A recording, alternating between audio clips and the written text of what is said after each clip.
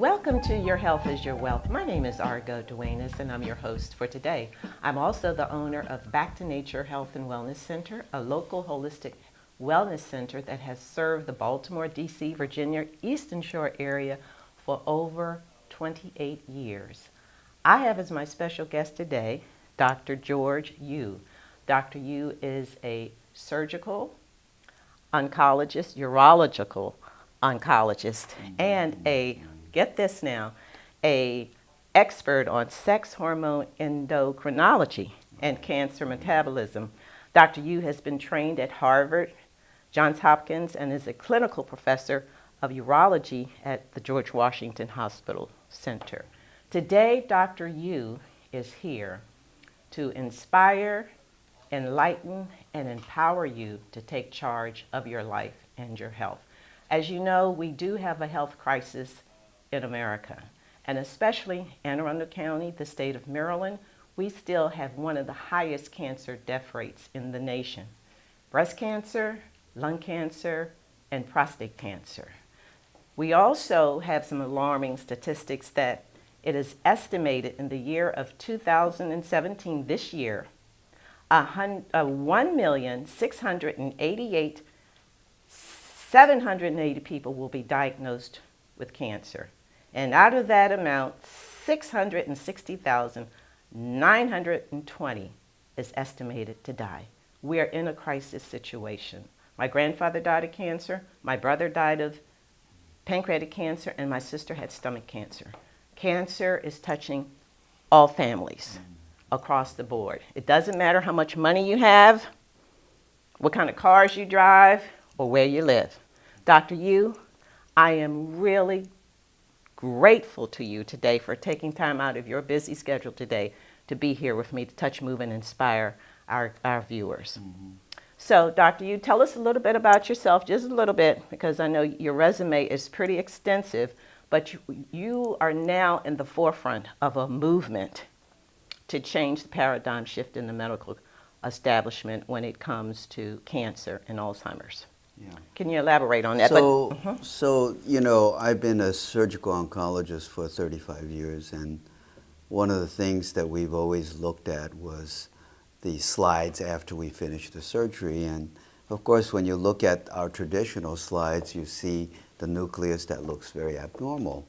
But I wish back then that I would have seen the electron microscopy, because you see these small little organelles called mitochondria, which is your basic energy packets. And they are aberrant as heck. So if I had known that, I think we would have been moving ahead a long time ago. But the important thing that you have to remember is that when you see a surgeon or an oncologist with a cancer, they usually say, well, just follow what we want you to do. You can eat anything you want. But in fact, that's not correct. The paradigm shift is that the science of mitochondrial bioenergetics, just a short term for how the cancer eats. So I did a YouTube once on starving cancer cells to death, and it's all been very well confirmed by science. So we know this. One of my old professors at Johns Hopkins, Albert Leninger and Pete Peterson, actually showed all these abnormal cells that had funny looking, what I call dumbbell shape mitochondria. And we're making it so simple that we say that these are not normal and they can only eat sugar. They ferment. So to make it as simple as possible, they act like yeast. And you know how hard it is to kill mold. Absolutely. And that's how they live. They don't have any function. And our whole point is that you can do something by changing the fuel that feeds these cancers by not eating sugar and carbohydrates, but eating more oils. It's just popular, right? There was the Atkins diet because they want to look a certain way, but actually it's not so good. The biggest problem that we had with Atkins people was they stank. They had stools collecting in their colon and they couldn't get it out. that's why many of them stop using that system. You see, Because so of too much protein. well, it's undigested. That's it, That's the right. problem. No And fiber. so that's it's an exaggeration, and actually, it's not the right way to eat. You do need meat. I'm a great believer in that, but I think that as you age, you can't digest and break it down easily. Okay. Is that because we don't make as much stomach acids? Well, that's part of it. That's well known. Your gastrin decreases, your hydrochloric acid decreases, and your motility decreases. So I always say, I think one of the big, I gave a interview, and it really sold out well to the geriatric and retired folks, and they said that it was popular because I said you have to eat for your right age. You can't be eating the same thing that a 19-year-old is eating, because he could digest it, he moves it right out. Right. Just like a lion has a short colon and it can get rid of anything, so they could eat anything. Okay. You know, so you know, there are those problems. There are problems even with a protein amino acid called glutamate. Yes. That causes, the cancers can use that. So yeah, they start off using sugars and carbohydrates, but then they became very smart and they change. And they start changing the way they get their fuel. So in a way, you know, Tom Seyfried and I wrote a paper on the way you have to sequentially treat the patients, not only nutritionally, then you have to have blocking agents that block the mitochondrial abnormalities and what we call fermentation or glycolysis. And then you may even have to use chemotherapy, because in low doses, and you can accentuate that by fasting beforehand. Okay, so Dr. Yu, let's talk about the colon a little bit, because I know that you are an advocate of keeping your colon clean and healthy. Would you elaborate on that a little bit? So one of the my favorite stories is Ray Lewis was on Yes. television, and they said, "How come you look so good?" And he says, "Blah blah blah blah," and I do coffee enemas. So all of a sudden, everybody was talking about coffee enemas.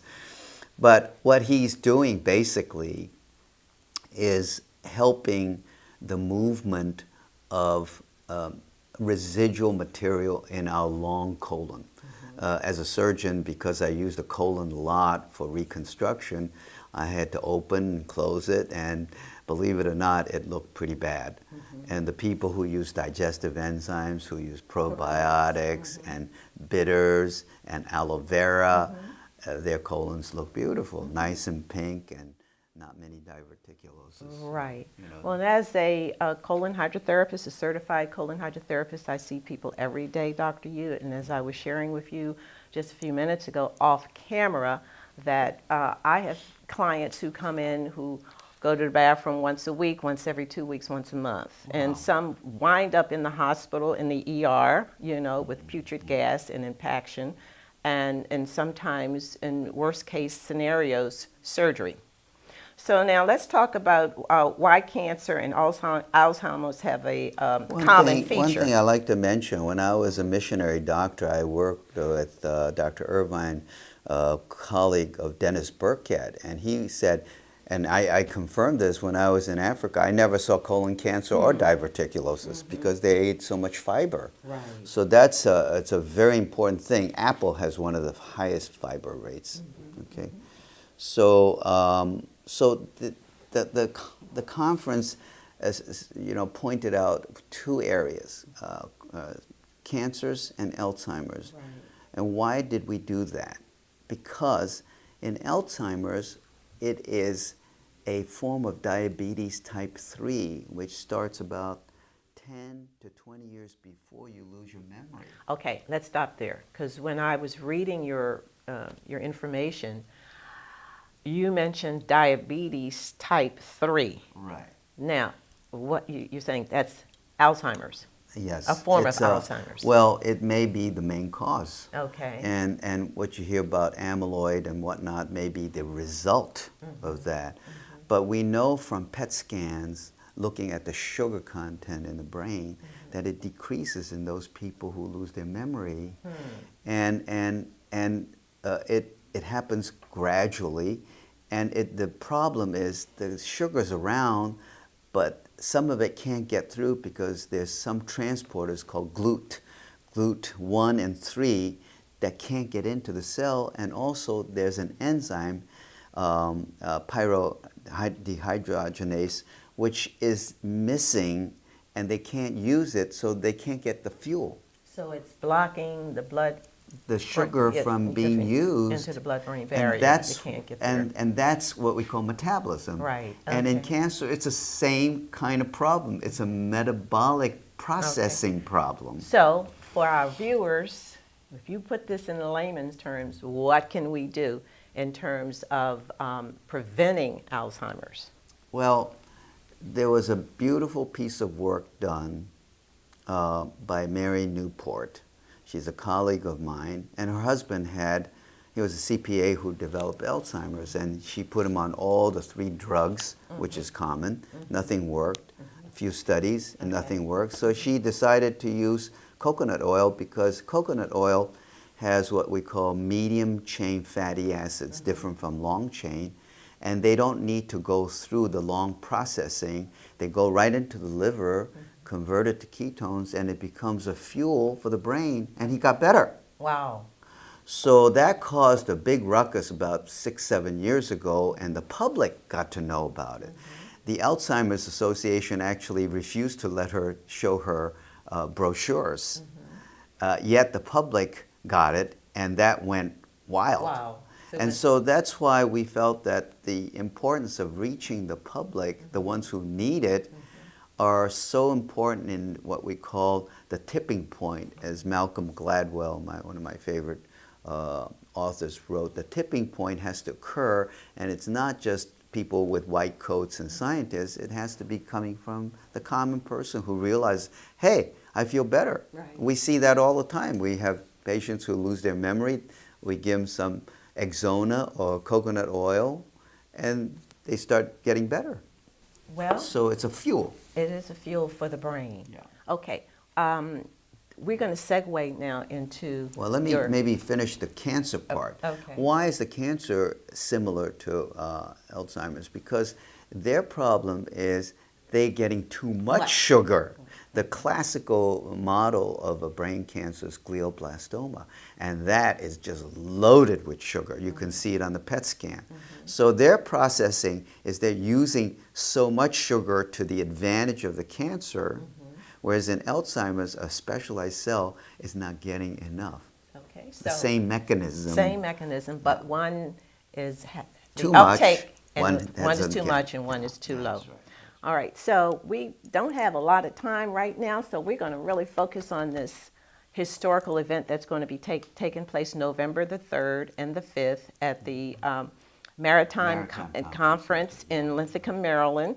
It's a weekend seminar. They're going to be It's a retreat. There are going to be 35 presenters. You're going to have 40. 40 presenters. Okay, thanks for the correction.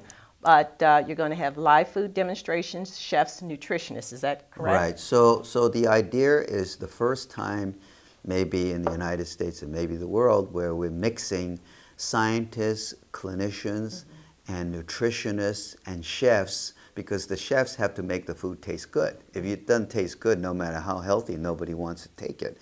So we felt that we also wanted the public to come, because it's the public and, of course, the philanthropists, because some of the researchers have a hard time getting funding. So I said, this has to be a union of journalists, common people, proactive people, intelligent people, and corporations and scientists to understand this concept that you have some power to change the course of your destiny without being totally passive. You see, so that's why it's unique, and to put on a show where you can house 900 people is not an easy task. So I have a whole team doing this, and we want to try this because we want this to really be a resource for the public, for the public in Annapolis, the public in all over the United States, and we have people coming from all over the world.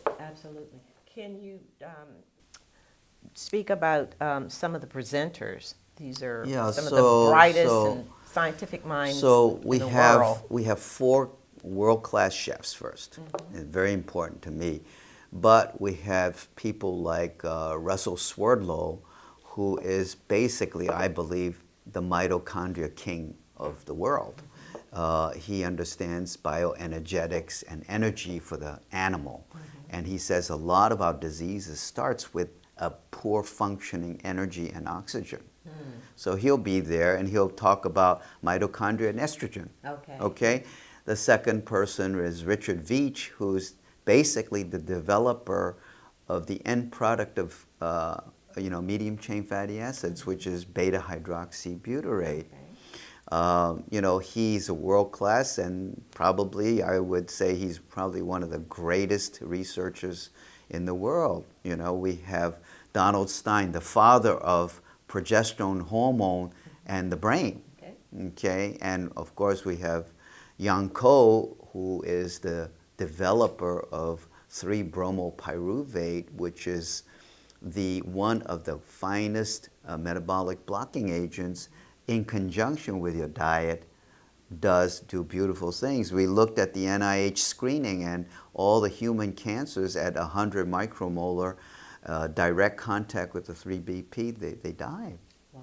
You see, so it has very little side effects, and it's so powerful. So we're not saying you don't use cytotoxic drugs. I'm a big fan of hospitals, surgery, and all that, but maybe we can combine these things, you see. So today, Dr. Yu, we are here to empower, enlighten, and reduce human suffering with knowledge, because we know that information is power. What is the website that our viewers can go to register? Yes, it's the book is called Tripping Over the Truth. Okay, and he is working with me because his foundation, U Foundation, and Natural Vibrant Health and the Reichert family are all sponsoring this together. It's a joint effort. And if you type in trippingoverthetruth.org and add retreat, you should get right into it. It will definitely take you, because I did go to the website, trippingoverthetruth.org, and you can register for this historical event that's really, it's revolutionary because it's changing the mindset and it's moving us in the right direction towards reducing cancer, because we know this war on cancer is not working. All right, Dr. Yu, once again, I want to thank you for being my very special guest today, taking time out from your busy schedule, because I came to pick you up. But what are your final comments today? What would you like for our viewers? I think, the thing is, we want the common person to know that they are empowered with knowledge. It takes about, oftentimes, 10 to 15 years before science becomes applicable in a clinical situation. We know the science, it's very well confirmed since 1950, and we know that if you use certain types of food, you can empower yourself to starve the cancer cells, okay? Now you need more than that, but you can add this together as a combination and it would make your life much, much better. And we're already seeing some of the clinical work worldwide that shows that. Well, thank you, Dr. Yu. Well, this idea of starving the cancer, wow, through intermittent fasting, caloric restriction, It's all and getting rid of the sugar, right? And starving also, the cancer cells. In fact, I did that YouTube send our and it viewers got like to that. 100,000 viewers. Yes, please go to YouTube and put in Dr. George Yu, because that's an awesome video. You can look at that YouTube. I did it for a conference because I didn't have enough time to go there, but we call it Starving Cancer Cells. Okay. Now, when it comes to oils, what kind of oils are we talking about? Because there are bad fats and there are good fats. So the most important thing is that when you can do something about it. Yeah, you can do something about it before chemotherapy, you can do something before radiation, and we've been doing this for 15 years, is that we put them on a limited calories. So in other words, you drop the calories and people lose weight, okay? So that's number one. Then what happens is when you do that, automatically your body goes into what we call a mild ketosis, meaning you're using all your fat For fuel. for fuel. Right. Okay. So can we stop there a minute? Because you know, not only is there a paradigm shift taking place in the medical establishment, but in the general populace now, people are more into intermittent fasting. Okay. Which is basically the same thing. And okay, so can you elaborate a little bit more on that? And you know, my sister actually lost, the one that had stomach cancer. She actually lost 10 pounds by doing intermittent fasting. And that's a window. She wouldn't, she at night, she wouldn't eat anything past 8 o'clock. And then her first meal might be Around noontime. around noontime, absolutely. So we know that metabolism is a very important factor, but that's alone is not enough. Right. So now we have the whole discipline of people who are looking at metabolic blocking agents. Okay, so what fasting means basically is calorie restriction. Okay, it's just a short one.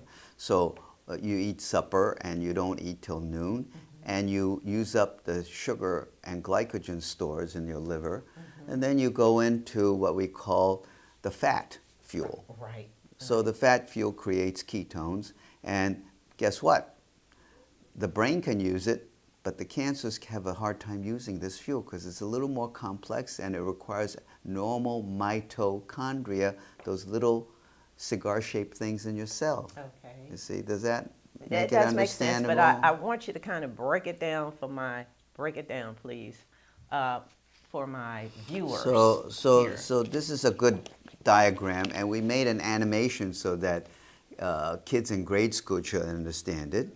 And this is a normal cell. It has a function, and it uses, this is a nucleus, and this is the mitochondria. It looks like the little cigar-shaped things, and they give you all your energy, okay?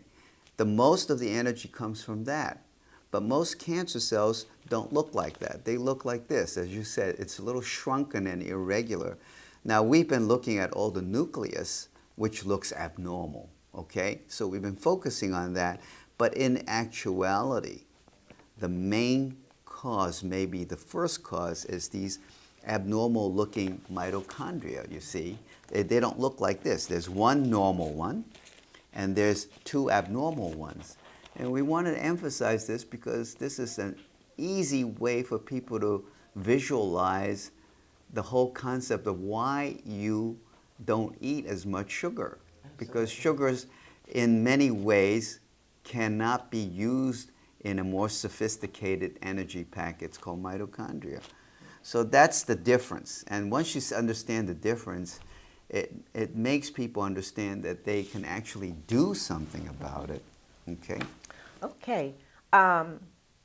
So now we know you're telling our viewers to stay away from sugar, right? Because it feeds the cancer. What are some other things before we talk about the conference, which is a historical movement that you have spearheaded and you're a part of? We're going to go in more detail about this conference and who's going to be there and the format of it and where it's going to be and the fact that it's open to the public.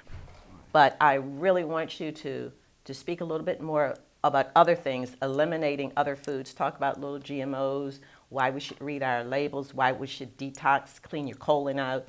You know, that is also a part of this healing the body and bringing the body back into balance. Yeah, you know, people think that eating a high-protein diet really solves the problem. It doesn't, because about 50% of the protein becomes sugar. Yeah, you see, we had a conversation about that in my office the other day, you and I didn't know that. Yeah, so when they eat, how much sugar? You know, it's like how many grams? 30, well, 40? I was to Death by Dr. George Yu, and in there it's a fairly simple but succinct explanation of all the science behind what we're doing. Well, thank you once again, Dr. Yu. You truly have empowered us today to take charge of our life and our health. God bless you. Thank you for all the work that you've been doing on the planet. Thank you for inviting me. At any rate, God bless you for watching our TV show today. My name is Argo Duenas with Dr. George, the world-renowned lecturer and author, Dr. George Yu, right here in Annapolis. God bless you. Remember, in this very present moment, we do have the power to take charge of our life and our health. Have a great day.